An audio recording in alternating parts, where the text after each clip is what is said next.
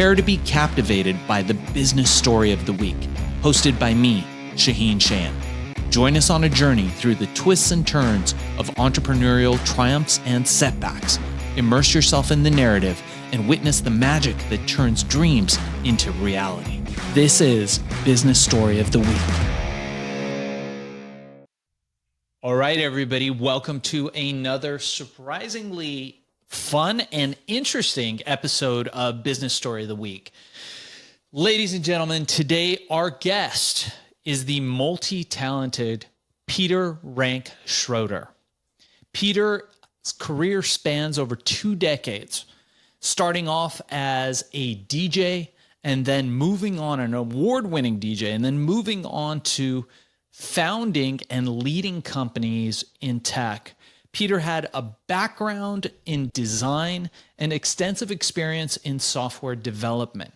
He's left his mark on notable organizations like Denmark's Radio. And in 2013, Peter did something really interesting.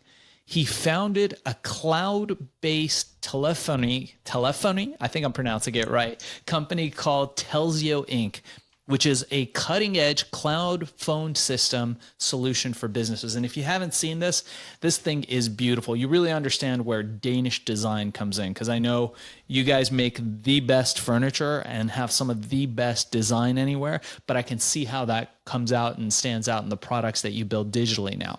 So Telzio stands out with its modern interface. They've got scalable pricing, complete end-to-end solution, and they offer some of the most powerful routing features in the industry. So I want you guys to welcome the dynamic DJ Peter Rank-Schroeder. Thank you so much. Yeah, man. Welcome to Business Story of the Week. Thank you. What a nice intro. That was all very overwhelming. Thank you so much. Happy to be here, man. So I see the cool records on your back in the background, which are CDs, which is awesome because we know where in the time scale you came in, right? Because I talked to some dudes and they've got actual records in the background, and you got CDs. So that's amazing. That says EDM all over it. Tell us about your roots and how you started.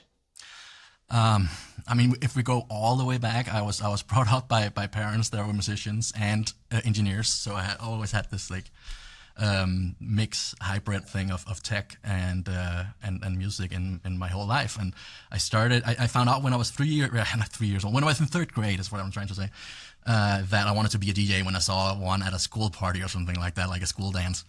So since then I started playing at my friends' birthdays parties, and it just grew, you know. Eventually I gotten old enough to start getting club gigs, and it's been my whole life. I've always had this music things parallel with tech. I love that. That's amazing. And I love what you just did right now is looking at the camera. I want you to look directly at the camera, not at me, because people will engage with you more and they'll connect with you more if they could see your eyes. So let's do that. So, okay. So your parents were musicians. You always had an affinity for music. And I tell people this all the time. I feel like the one common link that you can have with anybody, regardless how far apart you are on anything else, politics, religion, whatever it is music. Because if we can share a song, a beat that means something different to you, means something different to me, but we can listen to it and enjoy it, I know that you and I can be friends. Yeah. Has that been your experience with music? Oh, totally. I mean, I know your backstory, and I know, obviously I've been in the EDM industry my pretty much since I was a kid, because I'm from Europe, so that was just our music.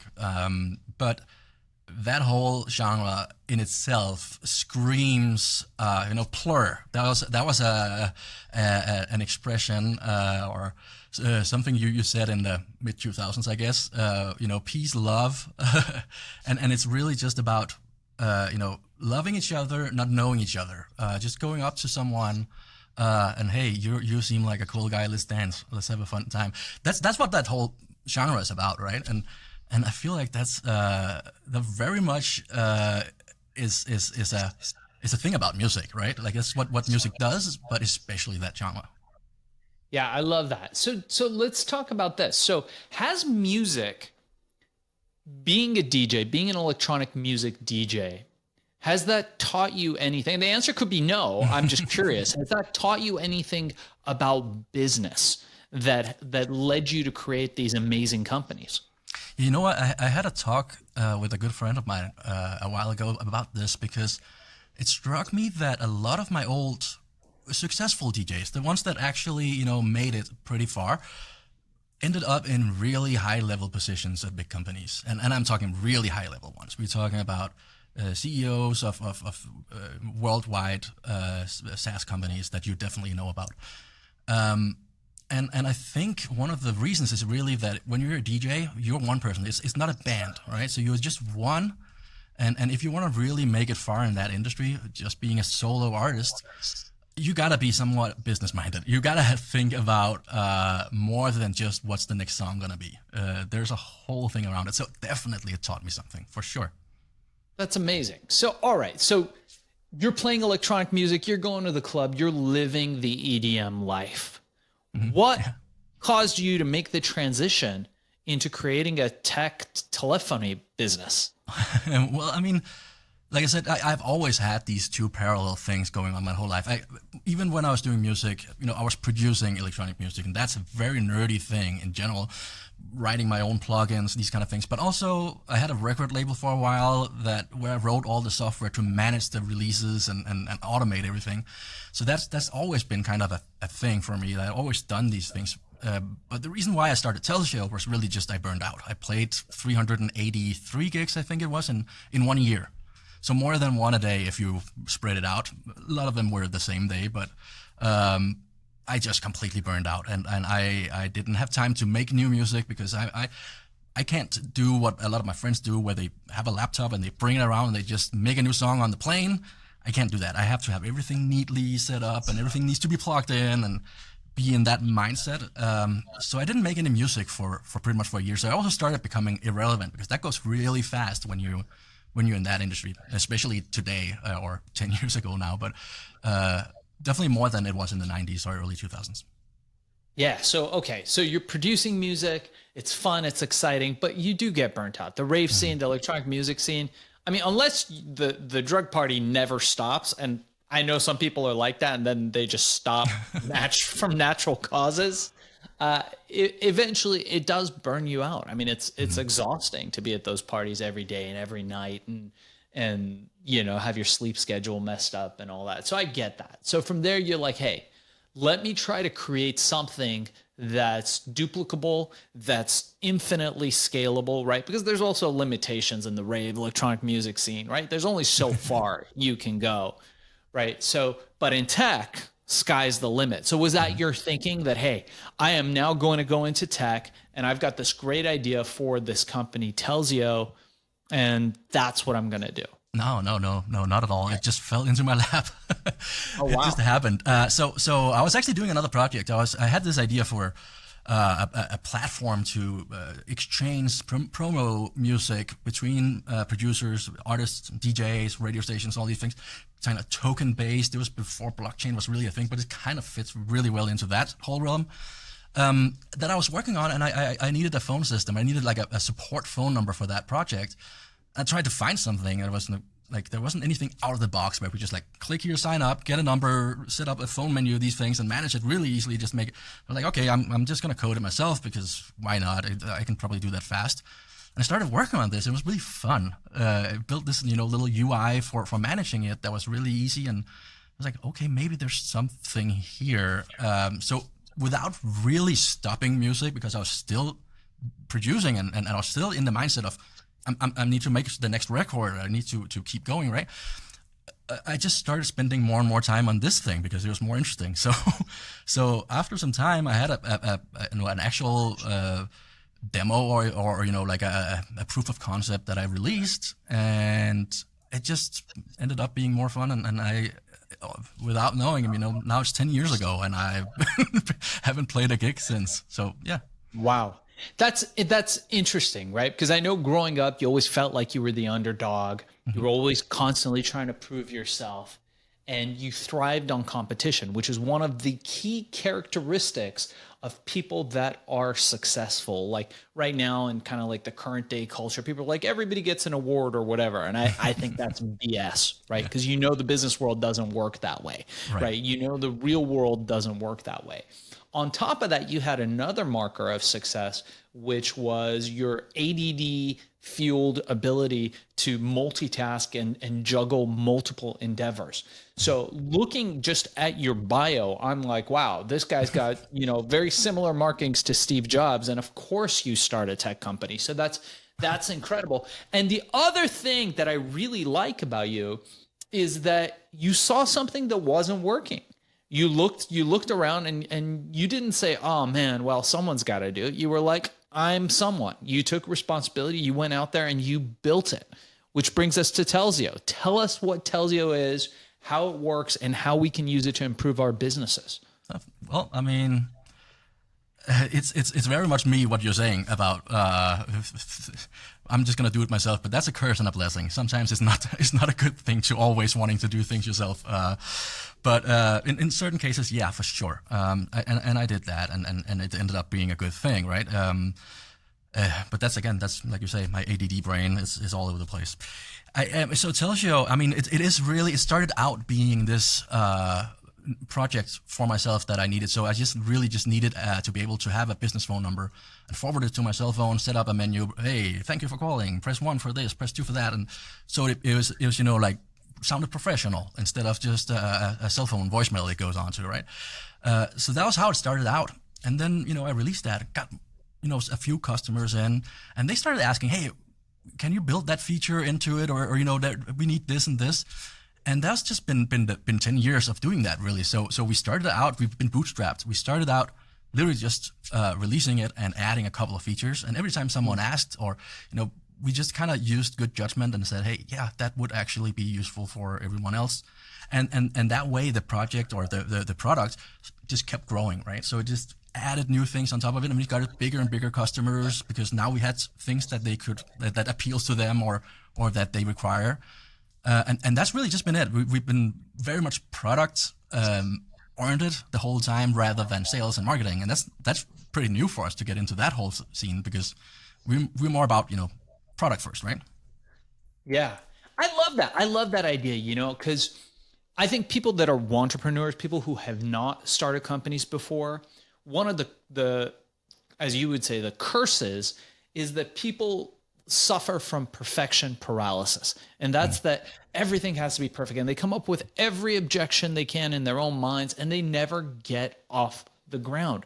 And this is what I tell people. Nothing matters unless you're shipping, right? Seth Godin talks about this in his book, I think, Purple Cow, right? You could have the greatest idea in the world. You could be the best artist in the world. You could be the most amazing DJ in the world.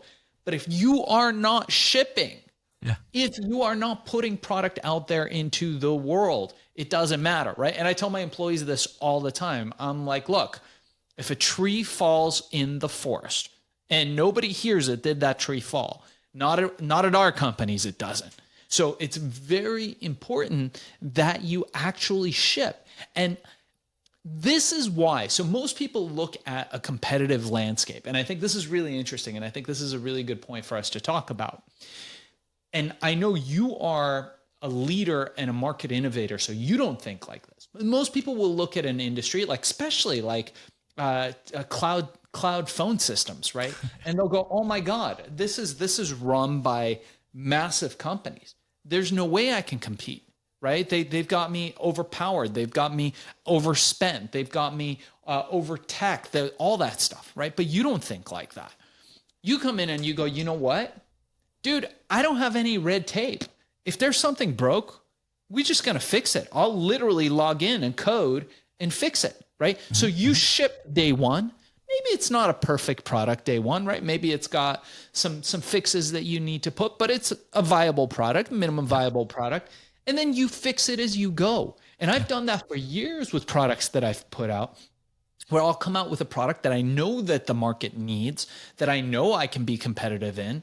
And I'll wait. I'll have the market tell me what needs to be changed, because that's also a problem with us as entrepreneurs is we build things for ourselves thinking that, man, like if I put this in, people will love it. And man, I got to really work on this thing. And then you put it out and that's not at all what people want. What people want. Yeah, exactly. Something completely different. So has that been your experience? Oh, for sure. I suffer from it. I think everyone suffer from this. I'm not perfect in that sense at all. I'm also bad at being a perfectionist and have to remind myself not to be and to say enough is enough. Let's ship it, right? It's something I have to remind myself for sure. And I definitely agree with you. I would actually say I'm very stubborn and naive, and I think that's some of my best traits. It's naivety, right? Is really a trait that at least in my industry is important because, like you say, who has the guts to go up against AT&T, T-Mobile, these kind of companies, and think you can just do that with no money? Like we literally cashed in my wife's 401k. I didn't have any money. I was a DJ, right? So we were just, or I was at least. I'm very convincing, and I'm very stubborn and very naive, and that is in this case a good thing because it makes me believe that I can actually go against them, and now I can. Right? It took 10 years. It's a long road. But it's a lot of small wins. Like I said, we built things. And, the first time someone like Google, Facebook, Airbnb, these kind of companies that we have as customers, when you see them sign up and you have to wait, is that email address that someone signed up with actually google.com or airbnb.com? And you check their IP address. And, it comes from actually an IP from that company. Then the whole thing is just changing, right? You're all of a sudden, well, okay, maybe we are good enough. And that's been the whole thing. The whole since day one is really that those little wins that has been the driver. And then the product becomes perfect over time for sure. That's interesting. So you said something else that resonated with me, and I know you've got to go, so we're going to close this out.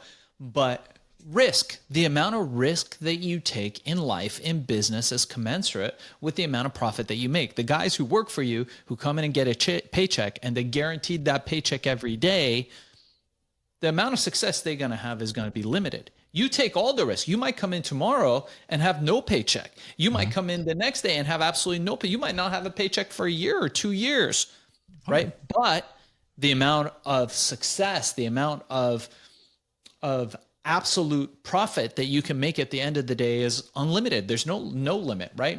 And clearly I can see somebody like AT&T or Verizon or T-Mobile buying this from you in very short time. I know that Mint Mobile. Oh, they've been trying.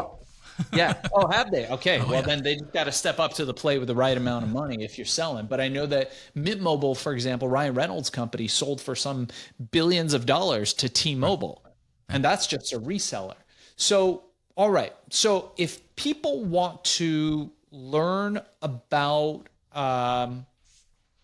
Telzio, and I'm going to share it right here, tell us how they can learn about it. Do you have a free trial? I see there's a free trial on the site. How can they engage with this and use this? It's the best cloud phone system in the world. You can get rid of your old desk phones if you want to. If you don't, it works with it. It works with your laptops. It works internationally. It works all over the world. Your whole team can use this, deploy this. We talk about using virtual assistants. Your virtual assistants could use this. Tell us how they can get involved with Telzio and use it for their business. I mean, you can literally get up and running in less than 5 minutes, have a test phone menu, everything will be up and running in 5 minutes. If you just go to the website, click on start trial, you will be able to try it out right away.